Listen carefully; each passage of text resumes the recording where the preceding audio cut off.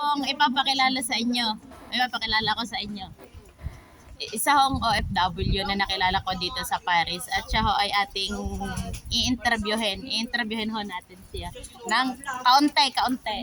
Wait lang ho. Nanay, ilang taon na kayo dito? 40, more than 40 years. So, kailan po kayo dumating dito sa Paris? 1980. Oh my God, hindi pa ho ako buhay. Nandito na kayo. Of course. So, ano po Yes, sir. ang naging trabaho niyo dito sa Paris? Of course, Minads. Saan naman ho? Sortitol. Saan po kayo sa Pilipinas?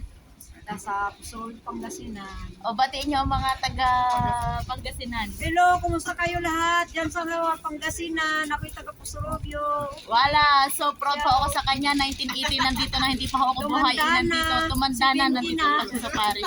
Pero thankful po kayo nandito kayo sa Paris? Ha? Thankful po kayo na nandito kayo sa Paris? Of course. Wala, bravo ho, bravo. O, isang sample naman po siya ng salitang French. Bonjour! Nakatalimutan mo!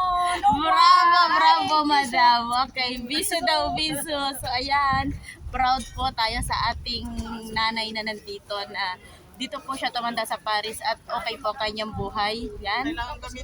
Siya po ay isang Ilocana kaya nagkakaintindihan sila. So, ayun lang. Bye-bye mga ka-W and mga ka-Tombi.